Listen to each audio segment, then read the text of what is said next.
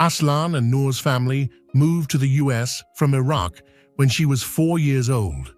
Faleh and Seham al-Maleki had 7 children. Noor was the first one to be born. Her first name means God's light. She became fully part of American society, but she stayed in touch with her Iraqi roots. She spoke Arabic very well and thought of herself as a Muslim, which is the same faith as her parents.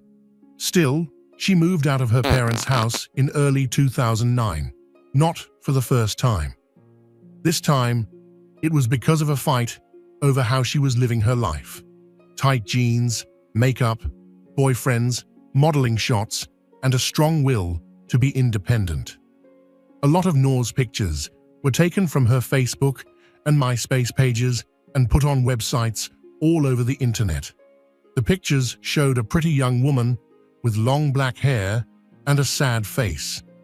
She might have been embarrassed by her braces for a while, since Noor rarely smiled in the pictures. But her friends say she was always happy and had a sassy sense of humor that she used even when things were bad. People at school knew her as a fun-loving student who was good at making friends. She wore a t-shirt with the school mascot on it, a baby demon in a diaper. When she played tennis, it was her favorite thing to do and watch Heroes. She talked in a silly Keanu Reeves voice sometimes. She wore Forever 21 tops that flowed and dark pants with jewels. A lot of the time, she texted and called her friends dude. To put it another way, she was a normal American girl. But Noor lived in a darker world at home. She was a slave and was often left to take care of her 6 younger brothers. Faleh al-Maleki, Noor's 49-year-old father, was strict and bossy. He thought it was wrong for her to hang out with guys, wear jeans, or put pictures of herself on MySpace. She had to do what she was told, or risk getting hit. For Noor's father, the only time her life would ever change was when she married the man he chose for her in Iraq, where he was born. Though Noor had a different plan for herself. She wanted to become a teacher, marry the man she loved, and most of all, make her own decisions. She had lived in the US for 16 years. Different of Noor's friends have different stories about what happened, but it's clear that they planned to get married. Friends say that Noor's father got tired of her being independent and talking to American guys, so he and her mother told her they had to go to Iraq to see a sick family member to trick her into going, to marry her off. Noor didn't find out the real reason for their trip until they got there. It's not clear if there was a wedding or not. Some of her friends say she only went to an engagement party, while others say they think she got married even though she didn't want to. Others say that Noor could have chosen any of 5 brothers, but her parents didn't like the one she picked, so the wedding was cancelled. According to police records, Noor's parents said that there was a marriage. No matter what happened, Noor moved back in with her family in Arizona after a few months without a husband. Friends say she missed her younger brothers and that her parents needed help taking care of them. The Alley House is in a neighborhood in Phoenix called Paradise Views. The fact that it looks like a nice place to live says that the family was at least trying to live the more realistic parts of the American dream. A company in California hired Noor's mother to help train American troops for the cultural differences they would face in the Middle East. It seemed like an odd job for her to have, since she was having a hard time being such an important person in her own daughter's life. In the months after Noor came back from Iraq, things were very tense in the al-Maleki home. Noor took good care of her brothers and did all the work she needed to do for her high school diploma. But by May 2008, things were really bad for the family. This was a picture of Noor's father with some male friends that he found on MySpace. He didn't like it. She started talking about moving out because things were getting so bad. One time, Noor took the family car to see a cousin. When she got back, her dad claimed the car was stolen. She left the car on the side of the road and walked away when she found out what he had done. Police records show that Noor's father wanted to bring criminal charges against her to teach her a lesson. He told the police that she was bringing shame on the family and that the fact that she was moving out didn't look good. She did move in with a friend in the end, but she gave up after having several run-ins with her father and finding out that her mother was casting spells on her foster family. Noor's 20th birthday in February 2009 was the last straw. Another fight with her family, this time in the middle of the night. She called a friend to come get her. In her pajamas, Noor ran out the door carrying a purse and, strangely, a roll of gift wrap. Her father chased her across the yard. The friend ran off as Noor jumped into the back seat. That night, Noor moved in with the friend who had picked her up. She later called the cops to keep her safe while she got her things from her family's house. Noor got her own flat in the spring of 2009. They bought her a new mirror and a cloudy TV on Craigslist for $25 with the help of her friends. Noor had to work hard to make ends meet. When Noor's parents found out where she was working, they started showing up and telling her she had to move back home. So she got a job as a waitress at Applebee's across town. When they showed up there too, she had no choice but to quit that job too. She had to go back home again because she had no way to make money. That summer, in June 2009, there was the last big fight. When Amal Khalaf, a family friend of many years, woke up, she saw Noor sleeping in the family van that was parked in the yard. Noor said her parents hit her. Amal, who has 4 kids, took her in. Noor's family felt the worst when they found out that their daughter had chosen to live with another Iraqi family instead of their own. In the middle of the night on July 20th, Noor's parents broke into Amal's house and started banging on her bedroom door. Amal made a 911 call. After that, Noor's dad started bothering the family all the time. Raikan, Amal's husband, told him that Noor could live anywhere she had chosen. Police reports show that he said, "This is America. This is the freedom we have." Over the next few weeks, things got even more complicated when Noor started dating Amal's son, Marwan.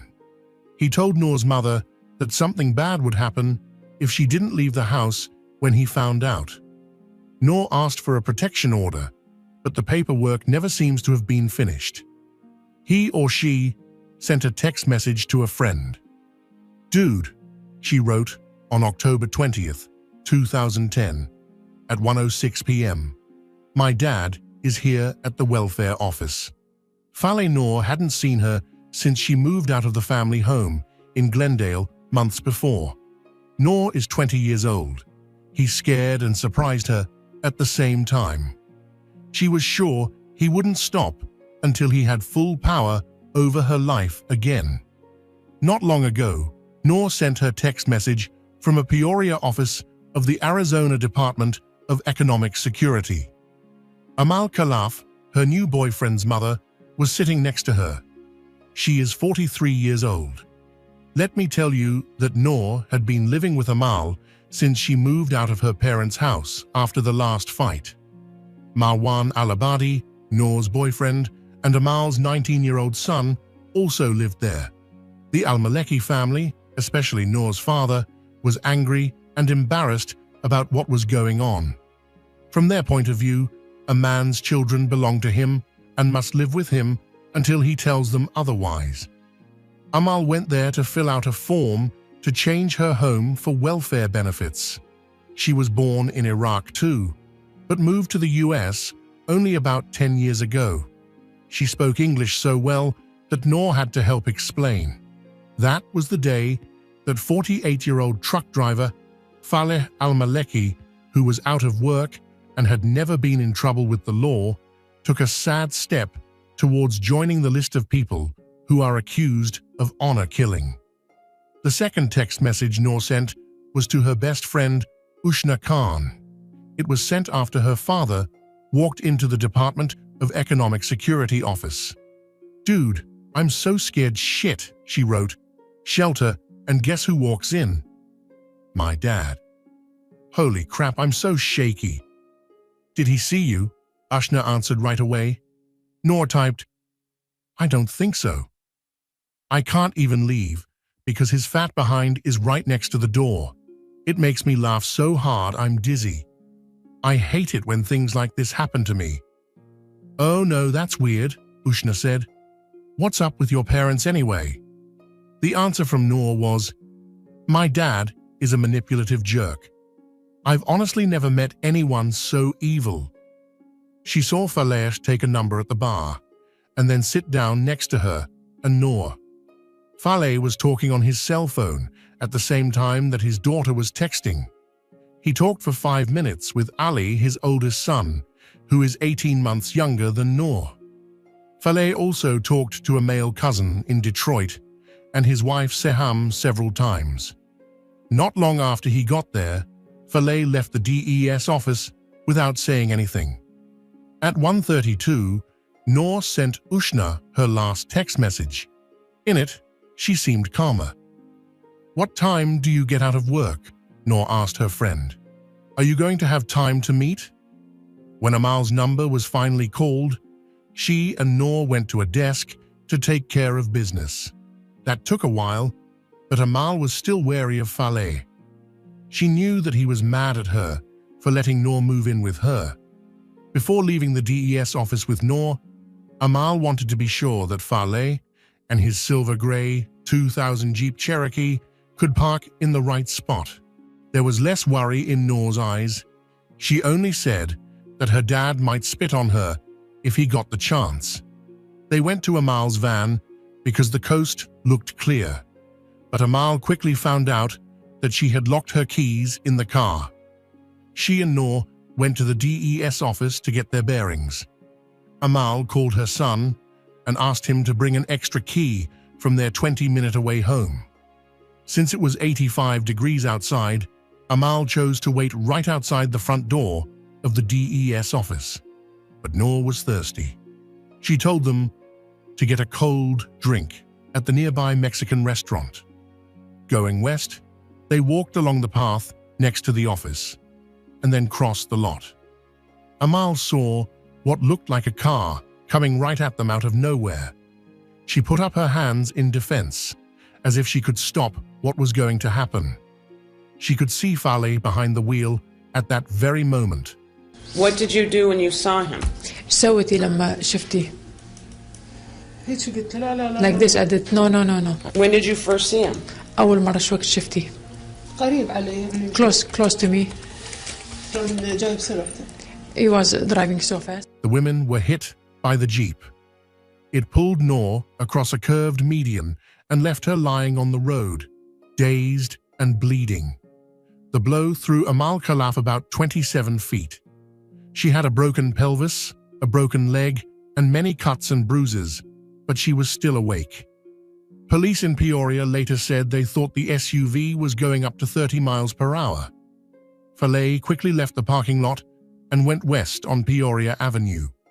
Noor was barely alive because she had broken many bones and had suffered terrible damage to her brain and spine. Amal quickly gave cops a possible reason. She said that the Al-Malekis were very angry with both her and Noor about how they were living now. What Amal said was that Faleh was determined to show her and his daughter who was in charge. Faleh talked on the phone with his wife, son Ali, and at least 2 other members of his extended family just minutes after leaving the scene of the crime. Faleh had time to think about what he did when he ran over 2 helpless women, one of whom was his oldest child.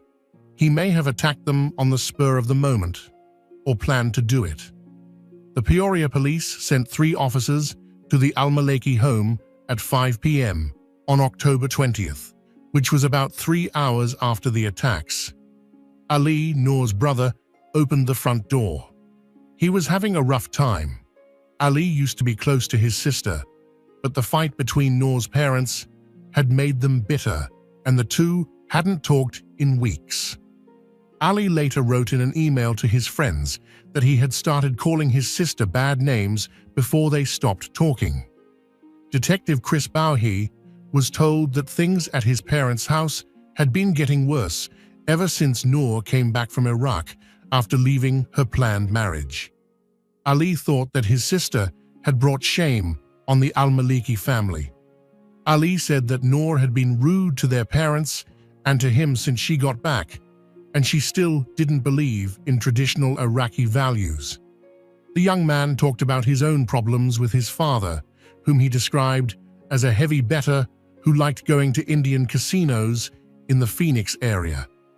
Ali said that his mother Siham had been calling him for the past few hours to say that Noor had been hurt, but Ali swore to the police that he had no idea what had happened.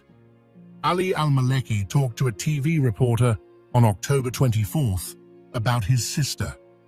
He said she was deliberately being rude to their parents. Ali said, "The boy Marwan al-Abadi, that is supposedly her boyfriend now, I don't like him." He said, "Different cultures, different values, to show the difference between the US and Iraq. What makes sense to one culture doesn't make sense to another." He did say, though, that seeing Noor in the hospital broke my heart. That shouldn't have to happen to anyone. Ali told them that his dad called the day before to check on Noor, but my mum yelled at him and hung up. It was around the same time that Ali was being questioned in Glendale that Faleh al-Maleki crossed the border into Nogales, Sonora. Faleh quickly left his Jeep in a mall parking lot and checked into a hotel. At 5:30, he called Jamil, his cousin from Phoenix. There were 2 counts of aggravated attack against Faleh, and Peoria police issued a warrant for his arrest the next day, October 21st. An officer called Noor's mother that same day. Siham al-Maleki said she was on her way home from work in California. She said that all she knew was that there was an unspecified family trouble. Detective Bauge then told Siham that her husband had driven his Jeep into Noor and Amal on purpose and then run away. "This woman is telling lies. This woman is filthy. Her family is dirty," Siham said about Amal Khalaf. She said over and over that she hadn't talked to her husband about what happened. Bouquet told Siham that Noor was in very bad shape. As she spoke, she said she wanted to see her daughter right away, but the detective told her he was worried that Siham and others could put Noor in even more risk. In a strange turn of events, she continued, "I'm a Muslim. We can't kill our kid." Your daughter is about close to dying. Close to die? Yes, she's in critical Okay. condition. Tell her thank you, Amal. Thank you. That's what she needs. She needs to protect this family. That's what she needs. You're a sick individual. I want to see my daughter. You just sat there and told me that everything that happened to them was okay. And now all of a sudden you have concern for your daughter. No. 2 days after the attacks, on October 22nd, a petrol station owner in Glendale told cops that someone had called in a prescription for Faleh al-Maleki. Faleh stayed on the run, while his daughter, who was unconscious and not responding, clung to life. That same day, Peoria police found out that on October 22nd, a young man, probably from the Middle East, and a woman wearing a veil had picked up Faleh's diabetes medicine. On October 26th, detectives went back to the al-Maleki home to talk to Ali and his mother Siham again. The police had already looked at Faleh's phone records, which showed that he had been talking to his family and other people around the time of the attacks. In her earlier interview with the police, Siham revealed that she had lied, but she still denied knowing where her husband was. Also, the mother and son said they got the medicine at the pharmacy, but Siham claimed she had thrown the pill bottles out of her car window, even though she couldn't explain why. Siham once again said that Amal Khalaf, a friend from the past, was to blame for what happened in the parking lot of the DES office. Siham said that Amal got what was coming to her because she is the head of a family full of crooks and drug addicts. The cops heard Siham say, "We have a good family." In the late evening, Ali Al-Maleki met Detective Bouhay at a diner in Glendale by himself. He told new information about his father's call to him before the attacks while his mother was not around. Faleh had just been to the DES office and seen Noor and Amal. Because he thought his dad was mad, he told Faleh to go home. In the end, Faleh called Ali to tell him that he had hit Noor and Amal with his car. Ali was told to man up by Faleh during the talk because he would no longer be around. On October 27th, British Customs told US Customs officials that Faleh Al-Maleki was being held in London. Faleh brought his own name and US visa with him on a plane from Mexico City. It was found on a computer that Faleh was wanted in Arizona. Faleh was quickly put on a Delta flight to Atlanta by British Customs. Atlanta is a place where the FBI can receive wanted criminals. Mexican officials in Nogales called Peoria police on October 28th. The lost gun, Faleh's Jeep, was found in the parking lot of a mall. Later, police who were looking into the crime found hair, fiber, and human flesh on and under the car's front bumper. Cops from Peoria, Chris Baugay and Jeff Balson, met their suspect in Georgia on October 29th. Faleh Al-Maleki gave up his right not to give false information, which meant that the police could question him. At first, Faleh told them that he had hit and killed the two women by accident while walking past the DES office. He tried to sound reasonable when he asked, "If I want to kill my daughter, why would I kill her with a car? My daughter doesn't bother me. She has left the house before. I'll get a gun and kill her. I understand where they live. The car just got out of my hands." Police Officer Bowie asked him if he was trying to scare the women. The cops slowly pieced together the unclear story. Faleh answered, "I dropped everything because I was mad. I lost my mind." But he kept saying that there was no planning involved. Faleh blamed Amal Khalaf for what had happened, just like his wife did. He said she took their daughter away from them. He claimed that he loved Noor and pointed out that his cell phone had several pictures of her on it. For some reason, Faleh thought it was obvious that his daughter shouldn't have become so Americanized. He said it was wrong. There were 2 nights that Faleh spent at the hotel in Nogales. While he was there, a stranger gave him $1,900 cash for his Jeep and agreed to make sure that some paperwork got to Ali. The officers told him this didn't make sense, but Faleh wouldn't change his mind. It is much more possible that Faleh's cousin Jamil Al-Maleki or someone else connected to the Al-Maleki family brought him the money, diabetes medicine, and a suitcase full of clothes that he had with him when British police arrested him. Detective Bauhay asked Faleh if his family supported him. The officer said that maybe his attack had brought back some of the honor that Noor was said to have lost because of the way she lived her life.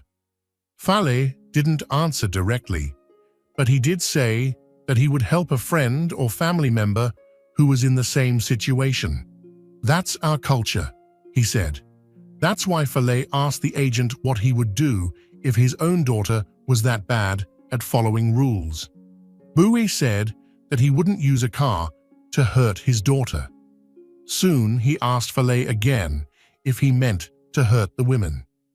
Yes, Faleh Al-Maleki finally admitted, he did. "If your house has got a fire in just part of the house," he asked, "do we let the house burn or do we try to stop the fire?"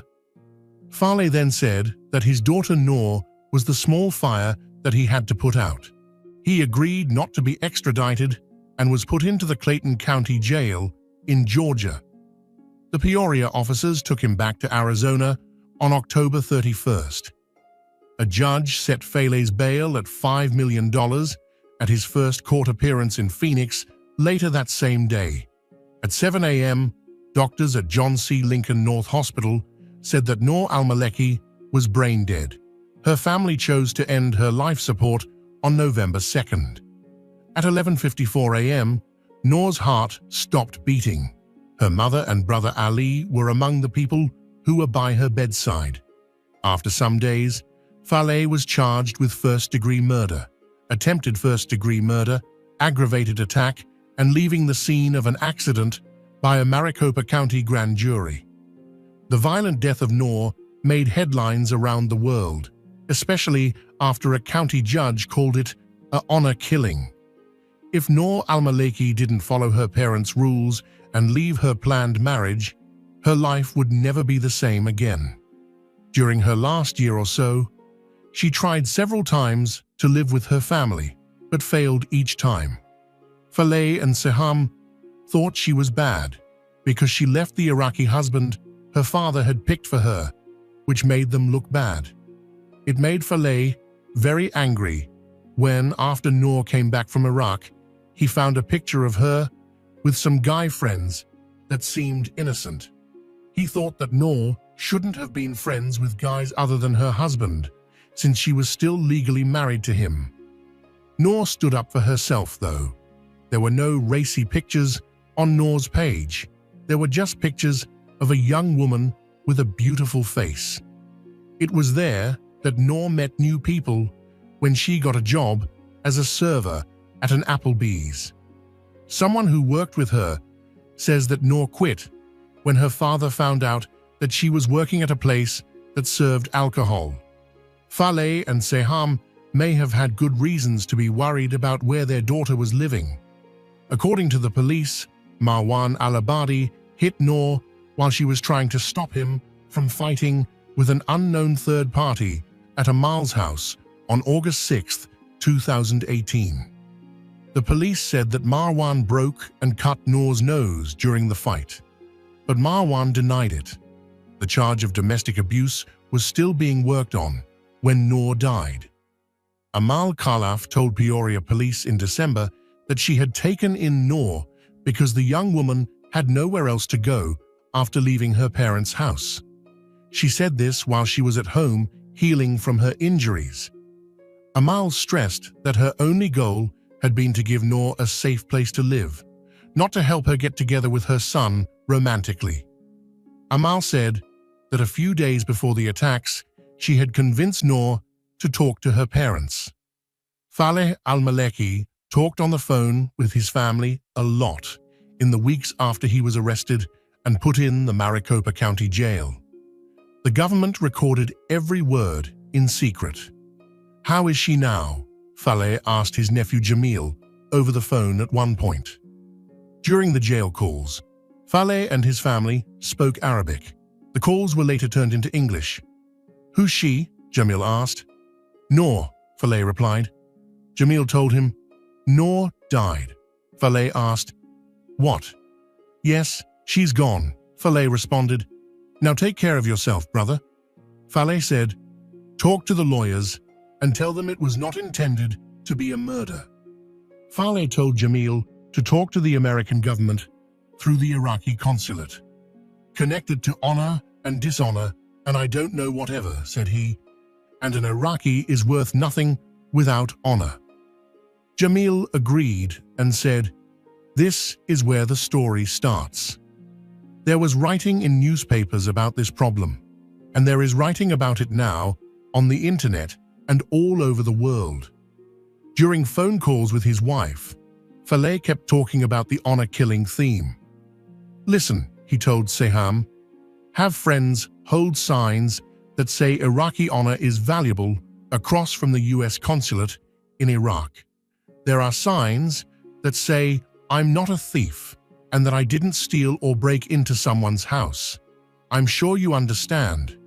And honor is the most important thing to an Iraqi. No one hates their daughter, but honor is valuable, and nothing is better than honor. We live in a tribal society that can't change, Faleh said. I didn't kill someone on the street, but Noor wouldn't let me give her a chance. At one point, Seham scolded her husband for cutting in too quickly, which was probably a reference to the violent thing he did. Faleh said, Seham, don't blame me. Can you just look at Amal and do nothing? It's not possible. Amal made her do it. Amal gave it to her, Seham said again. More information came out in another call between the pair. Noor is gone, Seham said through tears. My daughter died. My daughter is no longer here. Faleh answered, I told you your daughter was already gone. No, Faleh, his wife said, she's gone. My daughter is no longer with me. Noor is no longer there. And what about me? Faleh replied. You are gone, his wife said in the end. It all began in January 2011. It was Arizona's first case of an honor killing that went to court. Amal Khalaf spoke for the government. A jury in Phoenix, Arizona, found an immigrant from Iraq guilty of second-degree murder for running over and killing his daughter. The case was called an honor killing by authorities, who said the father did it because he thought his daughter had become too westernized. Faleh al-Maleki, 50, was also found guilty of aggravated assault for hurting the mother of his daughter's boyfriend in an October 2009 incident in a suburban Phoenix parking lot. He was also found guilty of 2 counts of leaving the scene of an accident.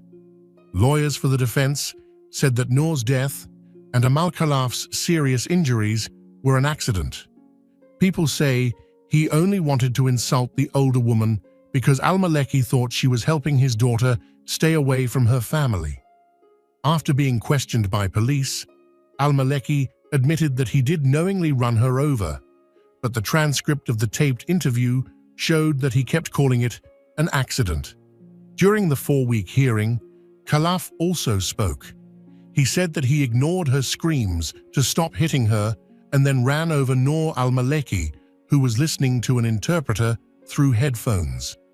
Faleh didn't show much emotion when the judge read the decision. Faleh al-Maleki was given a 34-year prison term in April 2011. Ali al-Maleki and his family decided not to speak at the sentencing. As Faleh al-Maleki walked to the podium in front of the judge, his 2 lawyers stood on either side of him. He began by apologizing in a high-pitched voice to Amal Khalaf, his family, and the judge. Al-Maleki said about Noor, I wish I were dead and not her. The look of regret was very different from what he said to his wife on tapes that were secretly taped in jail after he was arrested. These tapes showed a couple whose only thought was how to make up a story to make him feel better. It took Judge Steinle more than 30 minutes to give the sentence. He told al-Maleki, "This was the hardest case I've had to sentence in my 6 years on the bench." He said that the fact that the press gave the case a name had bothered him from the start. "I felt bad about it because it was an honor killing. I don't understand how a faith could allow people to kill other people." Thank you so much for watching. If you found this case as chilling and thought-provoking as I did, don't forget to like, comment, and subscribe for more deep dives into true crime stories. I'd love to hear your thoughts on this case in the comments below.